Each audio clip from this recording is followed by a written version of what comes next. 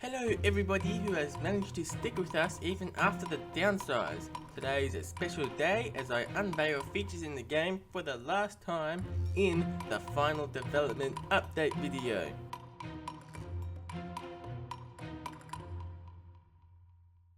Usually after I make a video, I take an extensive break from developing the game to avoid development fatigue. But after the last update, I decided to just keep on task. So now, I have so much to show you guys. Over the past couple of months, I've shown just bits and pieces of Star Labs, but now, Jonathan TRG has taken those pieces and put them together like a seamless jigsaw puzzle. This is probably the biggest interior that has been cooked up for the game and is just a labyrinth of rooms, some you've seen and some new ones, including the medic ward, Cisco's workshop, the elevator room, and a particle accelerator entrance. Some old ones we've seen before includes the breach room and the speed lab. The Star Labs interior was modelled and textured entirely by Jonathan TRG, and this entire area of the game would not have been possible without him. He's also an amazing animator and recently made an awesome animation based on the Flash using these interiors, which I highly recommend you check out when you have the time. I mean, you're about to watch this whole video, you've got 6 minutes to spare. Next up is an updated exterior model for Star Labs. In the anniversary video, I showed off the exterior model in great detail, but it was missing one thing: the entrance. Now, in this updated model of Star Labs, Vaddy was able to add in an entrance which allows me to add a little more functionality into the game regarding Star Labs. Now, the player can walk in, and it doesn't seem impressive, but this is a huge win for me and definitely an itch I've wanted to scratch for a few months now. Huge shout out to Vaddy Does Gaming for this exterior model. There are a number of things that you can do inside Star Labs. To name a few, from the breach room you can open up a breach yourself, and from here you can cross the multiverse.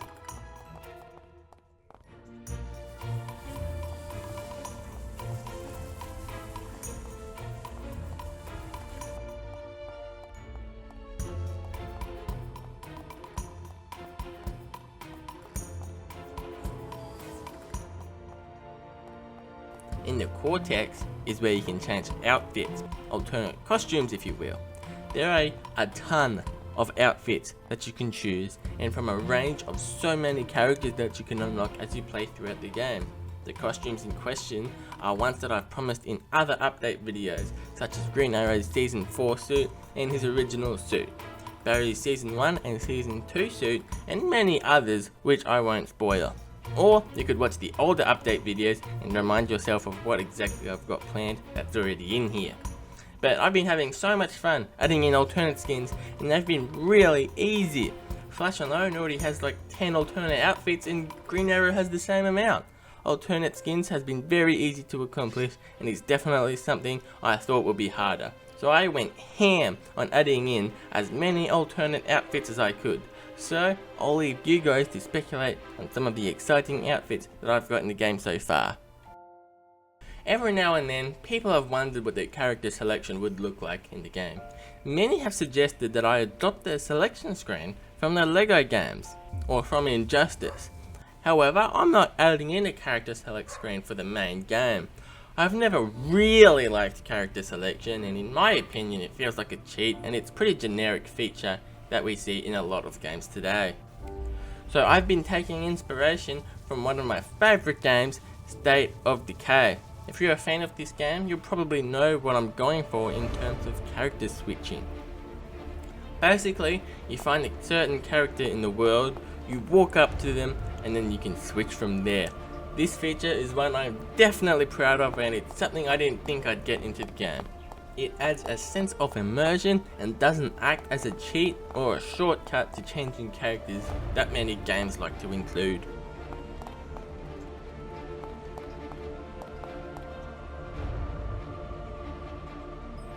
One of the most exciting things I've added into the game these past few months is my progress with Vibe. In previous videos, Cisco was just merely a walking mesh and nothing more. But lately, I've added in so much for him and I'm so happy with how it's turned out so far. For his first power I'll show off is his interdimensional breach. As Vibe, you'll be able to open these specific breaches at any time of the game to cross the multiverse. Or maybe you'd rather send someone else through the multiverse. In addition to fighting moves, Vibe can also send his enemies to another universe as a means of defeating them.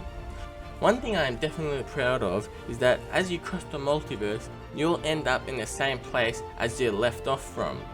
An extra addition to this is that maybe you don't want to go to another Earth as Vibe.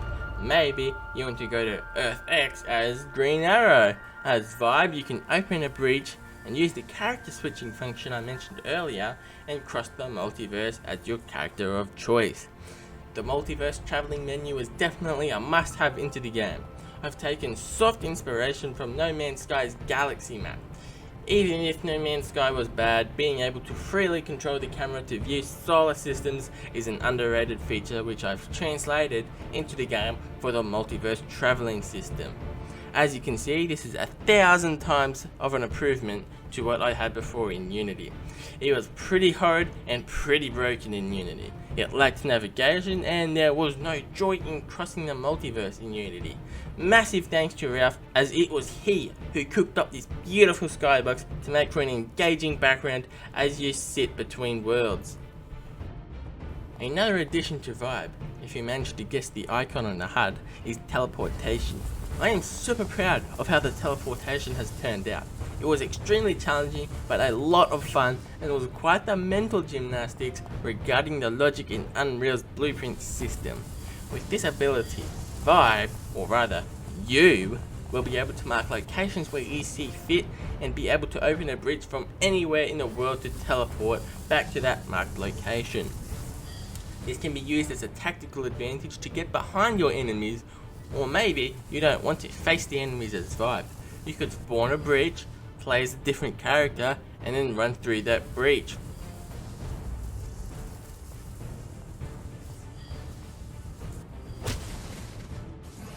I've made it so that anyone can walk through the breach, and I mean everybody, including your enemies.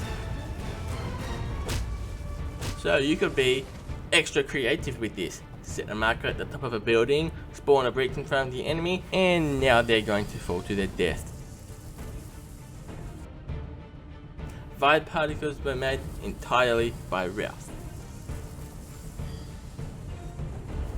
And the last thing for Vibe today are his Vibe Blasts. Cisco will be able to shoot his Vibe Blast to neutralize an enemy, and is a great ranged ability that you can use at your disposal.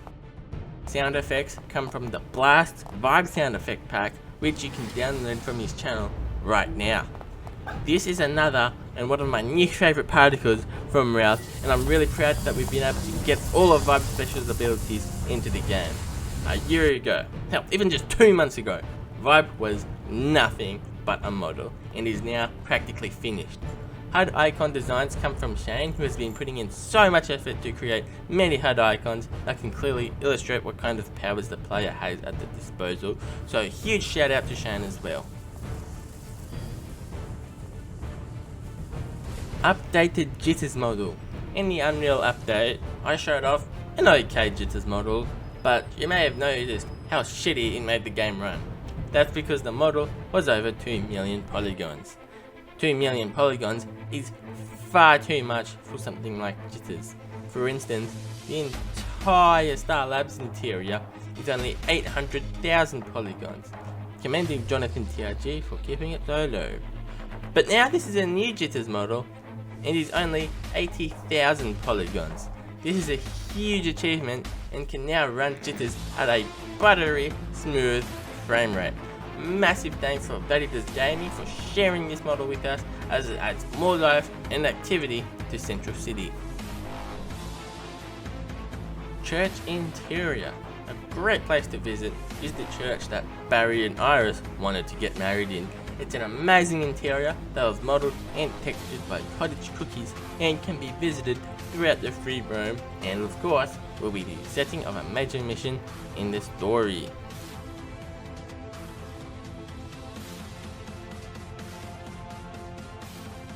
So you're probably wondering, how will we be telling the story? As in, will there be cutscenes? And the answer to that is yes! We are sticking to my original plan from way back in update 2 when I was looking for Photoshop artists to turn images into cel shaded drawings or something similar. And Cottage was able to do just that.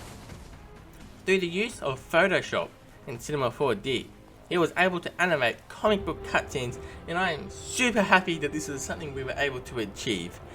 Massive thanks to The Blast, as a lot of you know, who extracts and compiles a series of sound effects from the shows. Professor Zoom scored all of the tracks for all of the cutscene sequences, which combined makes for very awesome cutscenes that I originally envisioned for, and it's super awesome that they were able to put all of their skills together to create stunning quality comic book cutscenes. Phasing has been something I was very touchy on since the move to Unreal Engine, and have had a rather stern stance on whether or not I'd be including phasing. There are a lot to consider when thinking about how to include one of Barry's most popular abilities. It was something I sort of succeeded back in Unity.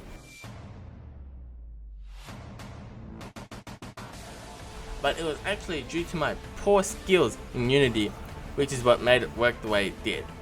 One thing I could never get working in Unity was gravity. Look back in every video while I was still in Unity and there was no gravity at all. And basically what I did with phasing was at the press of a button, the collider on the player would turn off and he'd be able to run through anything. But if there was gravity, I would have fallen right through the map, and it's because of that conundrum is why I've been so touchy on phasing right now in Unreal Engine.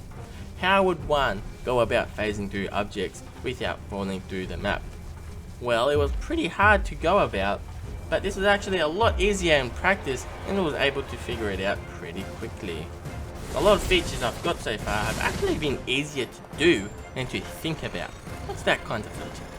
Another thing that has been difficult was the motion blur.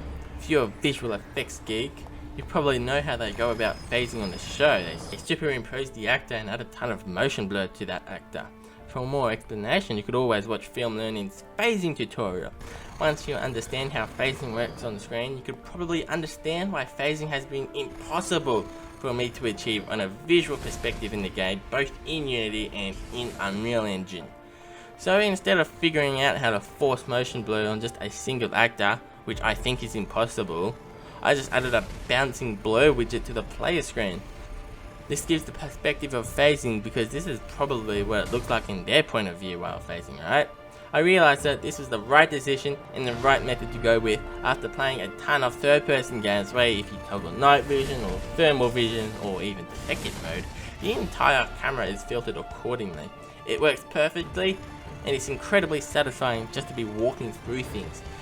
Big thanks for incredible sound effects from The Blast.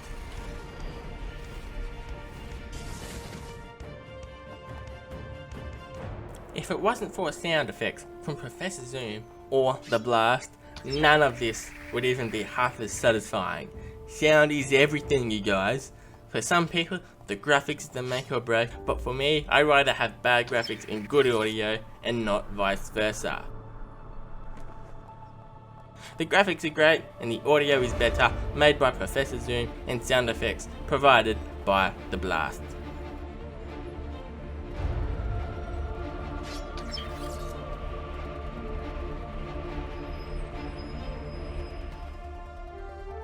I have added in a lot of missions. Most of the work has gone towards programming the assets, but once you've got that, it essentially came down to just combining them into one level and adding objectives into it, and it's become an easy process. Well, not easy, but not as hard as I would have initially thought. The downside to only focus on Crisis on Earth X has given me a ton of breathing room, and now that I'm not grabbing random moments from across the entire Arrowverse, I really do feel as though I've found a linear process, a map of sorts, to finish the game, metaphorically speaking. One mission I'll show off briefly right now is the shipping depot from Arrow's portion of the crossover, which saw the heroes fighting against waves of Nazi soldiers. Massive credit goes to Vaddy for modelling and texturing this huge interior model, which is a really awesome level design for this huge area, which is incredibly fun just to kill baddies on. The Nazi soldiers are models I've shown off briefly last year before the crossover. These soldiers use an LP-40 machine gun, which was modelled by DD-45, but textured by me. Nazi soldiers are also capable of shooting at you. I don't know how to make an AI shoot more accurately than this, but it's not really a problem since they can't shoot very accurately themselves on the shows either. So it all works out. Sound effects were made by Professor Zoom, and the sound is super satisfying. An extra detail to point out is that the bullets are visible, even in flash time, and speedsters will be able to catch them. If you want to be extra strategic, just phase through the bullets and let it fly into the enemy behind you.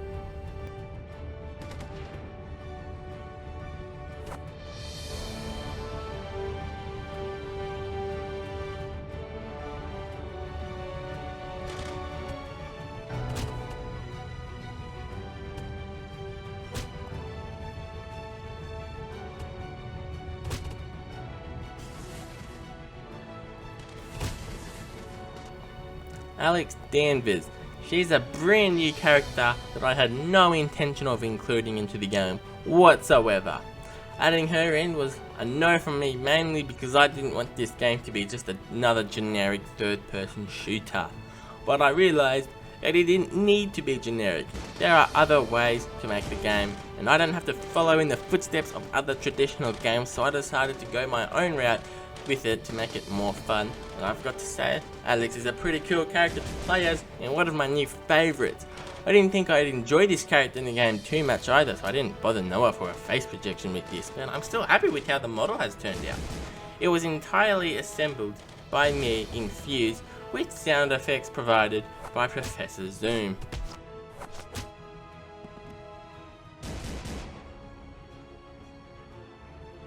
A mode in the game I never would have included if I didn't feel like mucking around in Unreal Engine that one night when I was super bored, is a mode I am super proud of. Many people felt that the story mode wouldn't be enough, and I agreed with them. So here, take control of Kevin Smith and spawn a player and some baddies. Maybe you want to go against King Sharker's Green Arrow.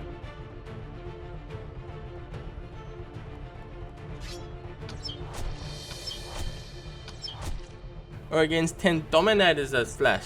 The possibilities here are, well, not endless I suppose, but it's a very big amount.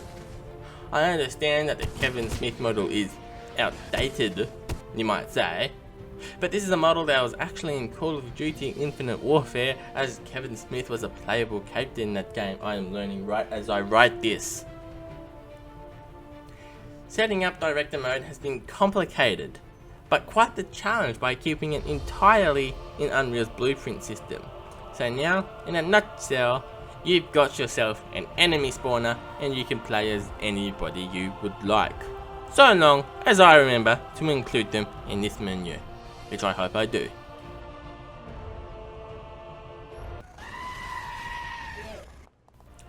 In the last update, I talked about how we were finally able to include some superpowers for Supergirl, and I showed off heat vision, which was also pretty cool.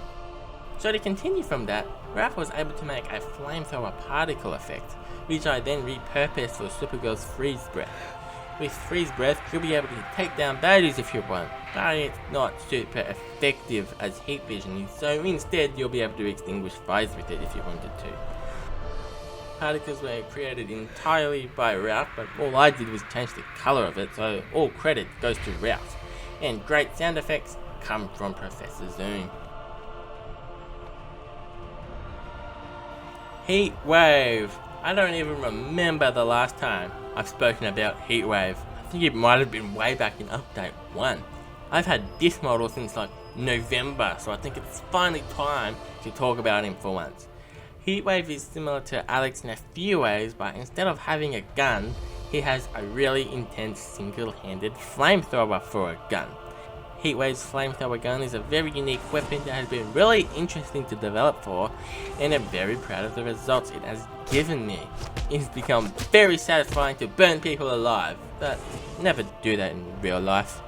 The flame particles were created by Ralph, the head was modeled by Noah Cody, and the body was assembled by me, infused with sound effects by Professor Zoom.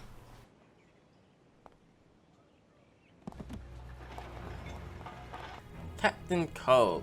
I think the last time I spoke about Captain Cold must have been at least November. That was nearly a year ago. Captain Cold has been my favourite rogue out of the bunch, and I'm very glad of the progress I've been able to make regarding him.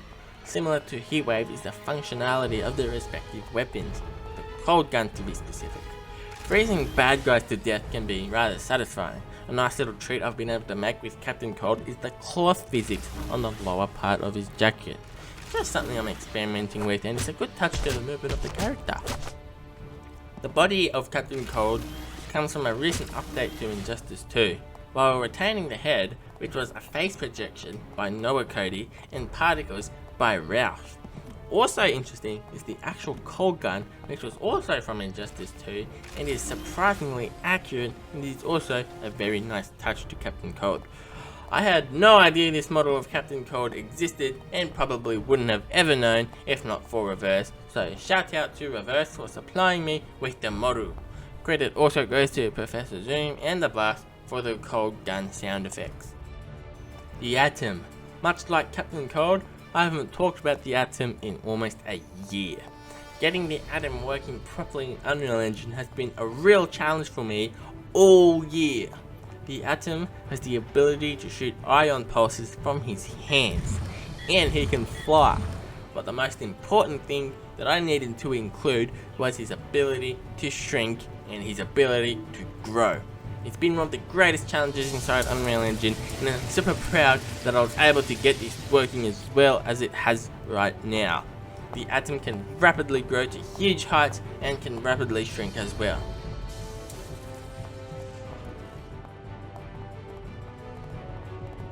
In Unity, all I could do was make him change size instantaneously, but being able to make him shrink and grow at a linear rate here is something I was never able to achieve before. I was beginning to think that it was something I couldn't do either in Unreal Engine.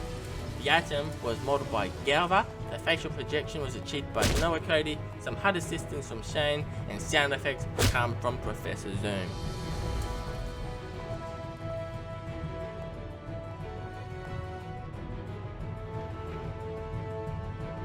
Citizen Steel improvements.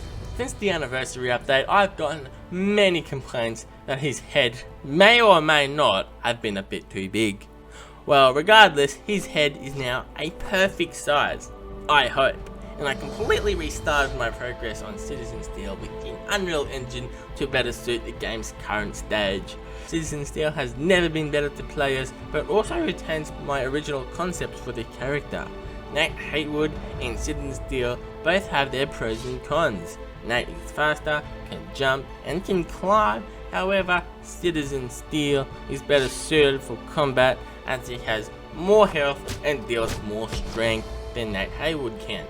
Citizen Steel was modeled by both Galva and Noah Cody, and sound effects come from Professor Zoom.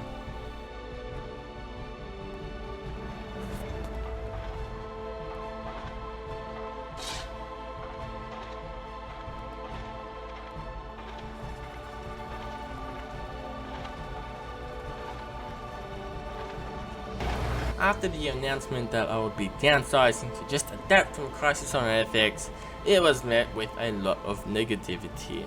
And I had hoped that you guys would understand, and a lot of you guys did, but a lot of people also didn't. And so hopefully all of those unsupportive doorknobs have pissed right off while I talk about the next bit right now.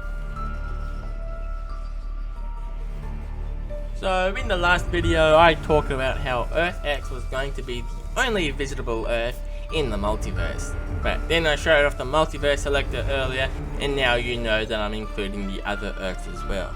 I thought it just slowed down development by having them included, but only recently decided to go against that after realizing that the only difference between each Earth are some environmental changes, to say the least. Earth X improvements. I took it upon myself to improve the look of Earth X simply because it looked like crap and played like crap in the last video. There was a lot of red. It literally looked like that the shadows themselves were even emitting a red color, and it was super laggy. Some of you noticed. So now Earth X looks better, runs smoother, and all I did was make it not do the things that made it lag last time.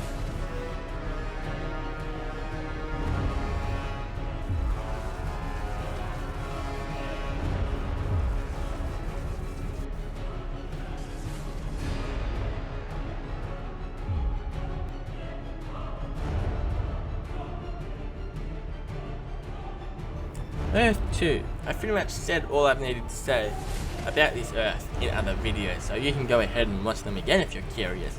But what makes Earth 2 special is because of the new city.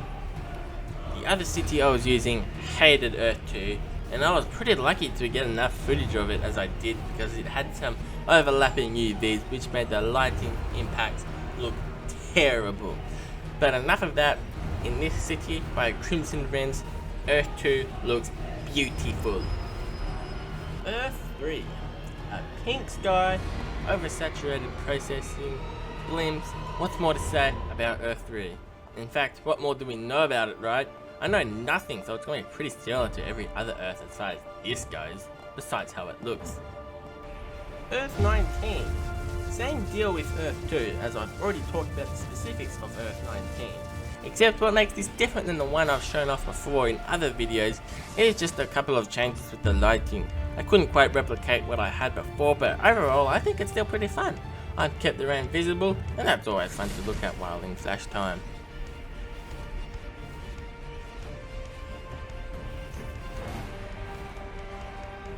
So as you can see, I've made an effort to resize the game in just a few areas like the multiverse, and I do have plans to make an effort to resize in other ways as well.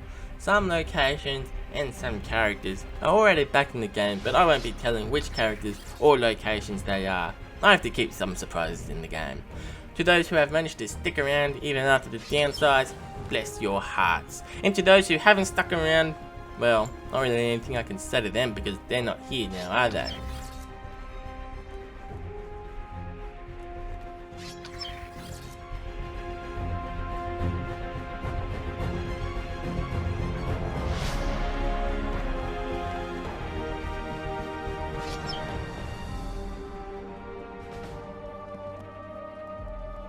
Updated Central City Police Department interior. I love this model. It's super accurate, and this model was initially made a very long time ago, but only recently got updated textures and materials, as well as Barry's CSI lab as an expansion to this model. Now players will be able to explore Barry's lab in great detail. As shown off in the last update is the functionality of being able to enter CCPD, and that is still present, which I am still super proud of, but is now made even better with this updated interior of the police department. So with that, CCPD has never been better thanks to this hugely detailed model by Jonathan TRG, which is of course accompanied by the exterior model from Vaddy Does Gaming.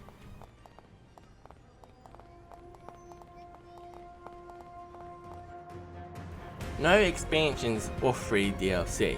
I've gone over this before, but I think I should probably reiterate it in a proper manner. Part of the reason why I had to downsize was so that I could get it out before 2019, as I plan on moving on with my life beyond game development and getting an education. So I can't have an education and make free content for a free game at the same time. Some of you probably think that an easy solution to this would just to let someone else develop it instead of me, and my answer to that is no. This has been my project for 2.5 years, and what you see has been accomplished by me and my team, and the moment someone else starts developing it, you'll lose what made it great in the first place. it'll feel like a different game as it would have different people behind it. To put it in another perspective, you see, is that I'm not the only one making a fan game. There are a lot of other people putting their own spin to the Arrowverse through a fan game. As you can see here, these games are looking great in their own respective ways, but still very different to mine, and if you put someone else behind the wheel of Crisis on Earth 1, the game would lose its soul. So, I won't be getting someone else to replace me to continue developing for expansion packs, and I won't be developing those expansion packs either. But as a substitute, you could always check out those other fan games, who I am sure will be adding in the content that I won't get the chance to do. The final game I release will be all there is to it. Release date. The game is set to launch next month during the days which the crossover airs. But as I said in the last video, anything could change. I might end up having to delay to January, but at the very maximum February. Like, I will release the game in February no matter what state it is in, if I couldn't get it out before then. But hopefully we can get it out sometime during December. No promises though, I warned you.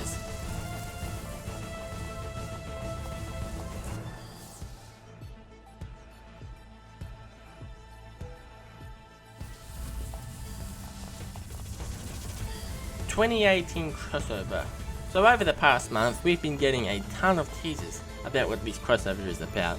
And I think we both know that after everything I've just said, that I do not have the manpower to add any of it into the game.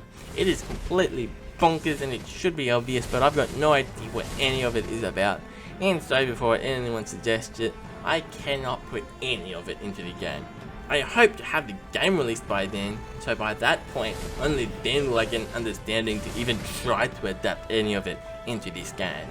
But even if I do end up delaying Crisis on Earth 1, don't think that's going to give me an extra couple of months to adapt some elements from it, because I won't be touching anything regarding this year's crossover, just out of temptation in case I end up adding in the whole bloody crossover into the game.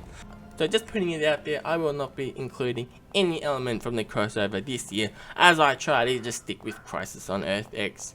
And even now I'm finding it hard not to branch off. No online multiplayer. Now at the start of the year I definitely said that I would look into including some online functionality, but I'm gonna have to put a stop on that. I've been looking for ways to properly include online functionality, even at the most minimal degree. Even if it was just a local area network, it would have been a success, but after going through very extensive tests with less than satisfactory results, I am permanently putting online multiplayer aside. Making a multiplayer game is very, very different to single player and dives into an area of Unreal Engine I've got no clue about, and it is very scary to me.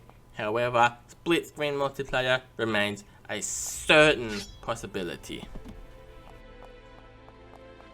Killer Frost adjustments and extra abilities. Last time I showed off Killer Frost, I was sure to include her surfing ability and also her icicle sword. I'm not sure what you would call that exactly, but since then I've changed up the colouring of the particles and the material of the icicle.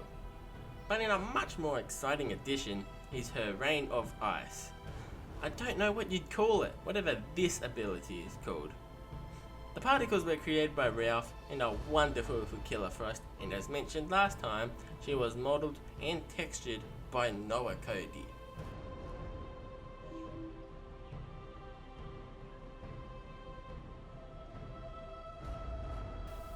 Firestorm. I had talked about Firestorm a lot during the Unity days, but only featured him once this year, which was during the Unreal update. Today though, I feel as though Firestorm is at his prime. Every other update was just Firestorm being able to fly, but now he has his powers. But to get started first, I'd like to thank Ralph for the amazing particles, Galva for modelling the body, and Noah for modelling the head of Jax. So, right now, Firestorm has two separate abilities, one of them being able to shoot a fireball from his hands. I love the way the fire looks on this. It's ravaging, it's chaotic, and the fire simulations along with the smoke trail is just perfect. The second ability is similar to a flamethrower, but can reach out to a much further distance than Heatwave's gun.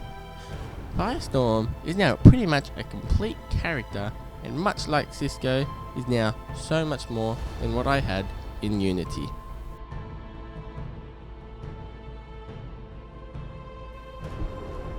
The Ray, one of my favourite characters from Crisis on Earth X, is a character I've wanted to include for months now. Well, he's actually been in the game for months now, but hasn't been presentable until today, that is. The Ray is a character I first teased nearly a year ago as well, during the Earth X video I made which promoted the crossover. But since then I haven't been able to show him off, since he's nothing without his aura and other glowing particles, and only recently was Ralph able to complete his progress on it. If you're a member of my Discord, you would have seen a progress picture that Ralph posted, and it's stunning. Definitely the coolest particle effect Ralph has ever done in my opinion. The sound effects were amazingly provided by the blast, and go so well with the current functionality of the Ray. Also, he has the ability to shoot blast projectiles at enemies and shoot plasma beams, which add for variety for the Ray. The model was created by Noah Cody and should definitely take credit for the magnificent face projection he created.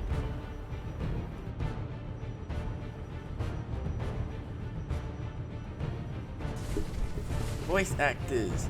I have been putting it off for so long now, so I could give everybody the longest possible chance to go ahead and audition for their favourite characters. Over the past year and a half, I've gone through 1,000 auditions, which has made casting for the voice actors one of the hardest things I've had to do today. Now, not all characters are going to have voice actors. Some characters were hard to find the right voice for, and so other characters are going to be cast later down the road, but probably won't have a public announcement. To kick things off is a voice actor who has a really great voice and who I have cast in a large amount of roles. Toon Raimi. He will be playing the part of many characters such as Oliver Queen, Wally West, Ray Palmer, Nate Haywood, and Prometheus, and more probably. He has great talents, and I feel we are super lucky to be able to have him voice so many great characters. Now, for the rest of the characters, I've also cast Titan826 as the voice of Captain Cold, who I know is going to do a great job at the part. Delfino Plaza will be the voice of Heatwave. When I first listened to his audition, I had to make him say a bunch of different things just to make sure he wasn't extracting lines from the show. That's how great he is.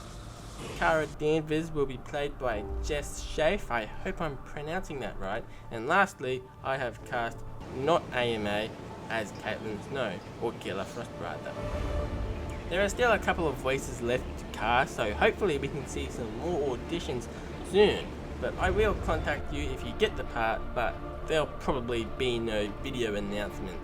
So you'll have to check the community tab or Discord for any potential updates. These voice actors really were able to imitate the characters I have cast them for, and they'll be able to do great things for us. However, should any of them drop out for some reason, I'll be sure to recast someone else in their place. Thank you to everybody who auditioned. Listening to them have been a huge part of the game, and it's sad to see these roles filled, but it's great to know that we can finally start to move on and get the game finished once and for all. Be sure to check behind the voice actors page to see what roles are still open, but if you can't create an account, which I know has been an issue for a lot of people, I'm always listening at tecovoiceauditions@gmail.com.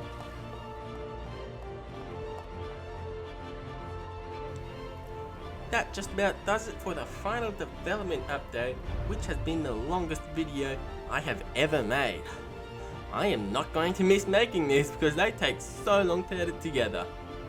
Once again, to reiterate the one thing I've been stressing about the past few months, is that I can't promise or guarantee that the game will come out next month, So keep an eye on the community tab and on my Discord for further announcements. See ya!